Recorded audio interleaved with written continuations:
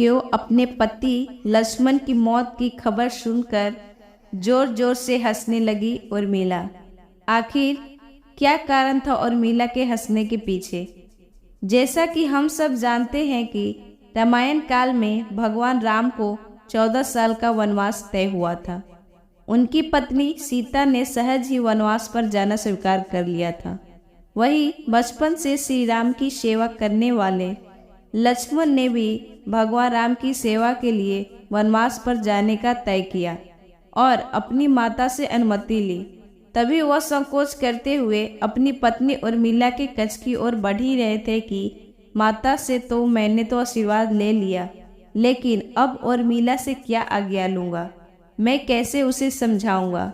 उससे क्या कहूँगा? तभी वो उर्मिला के कक्ष में पहुँचे। वहाँ उन्होंने देखा कि उर्मिला आरती की थाल लिए खड़ी है। उर्मिला लक्ष्मण जी से कहती है कि आप मेरी चिंता मत कीजिए, आप अपने भ्राता की सेवा करिए, क्योंकि सबसे बड़ा धर्म है कि आपकी सेवा में कोई बाधा ना आए। इसलिए मैं आपके साथ जाने की जिद नहीं करूँगी। यह सुनकर लक्ष्मण जी प्रसन्न हुए। कहा कि तुमने तो मेरी सारा संकोच ही दूर कर दिया। कहते हैं कि जब लक्ष्मण और मेघनाद के बीच युद्ध हो रहा था, तब उस समय लक्ष्मण जी मूर्छित हो गए थे। तब हनुमान जी उनके लिए संजीवनी बूटी लेने गए थे। संजीवनी बूटी लेकर जैसे ही वो अयोध्या से गुजरे तो हनुमान जी को राक्षस समझकर भरत ने उन पर तीर से हमला किया और हनुमान जी नीचे गिर गए। हनुमान जी ने भरत जी को सारी बात बताई कि इस तरह रावण के पुत्र मेघनाद ने लक्ष्मण जी पर हमला कर दिया है, इसलिए वह उनके लिए संजीवनी बूटी लेकर जा रहे हैं। वही आपको बता दे कि जैसे ही लक्ष्मण जी मूर्छित हुए, वैसे उर्मिला जी भी अपनी नींद से उठ खड़ी हुई थी। जहां भगवान राम जी की माता कौशल्या ने यह सब सुना तो उन्हें कहा कि राम से कहना कि लक्ष्मण के बिना वो भी अयोध्या में पैर ना रखे। वही दूसरी ओर माता सुमित्रा ने कहा कि भगवान राम से कहना कि अभी भी मेरा दूसरा पुत्र शत्रुघ्न मेरे पास है, अगर जरूरत पड़ी तो मैं उन्हें भी भेज दूंगी। मैंने दोनों बेटे भगवान राम जी की सेवा के लिए ही तो जन्मे हैं। माताओं का ऐसा प्रेम देखकर हनुमान जी की आंखें से भी आंसू आ गए। वही जब हनुमान जी ने उर्मिला को देखा, वो चुपचाप खड़ी थी।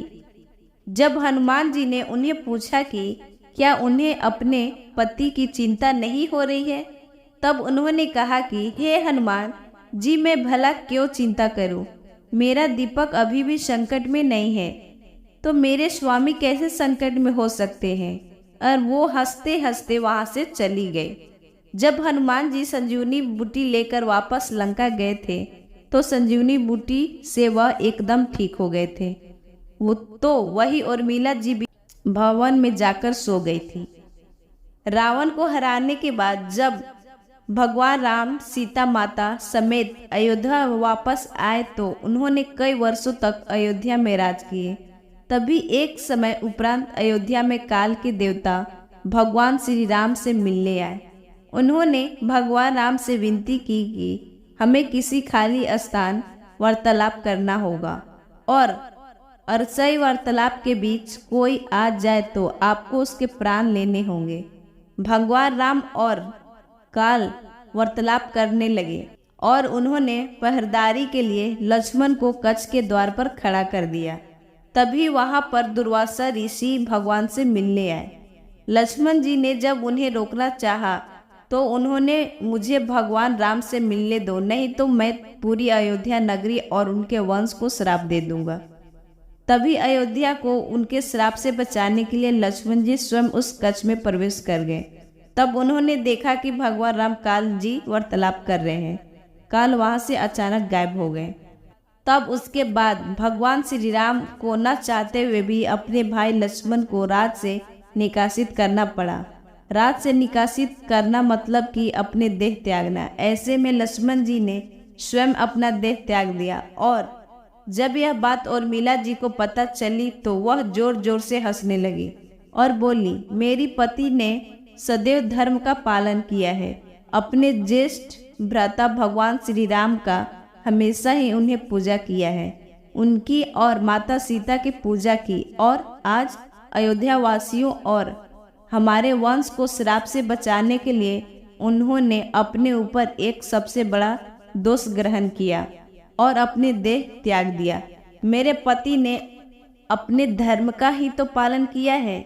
ऐसे जोर जोर हंसते हुए उर्मिला जी ने भी अपना देह त्याग दिया। दोस्तों, हमारे द्वारा दी गई जानकारी अगर आपको अच्छी लगी हो तो कृपया कर मेरे चैनल को लाइक, सब्सक्राइब करें और कमेंट कर मेरा हौसला बढ़ाएं। धन्यवाद।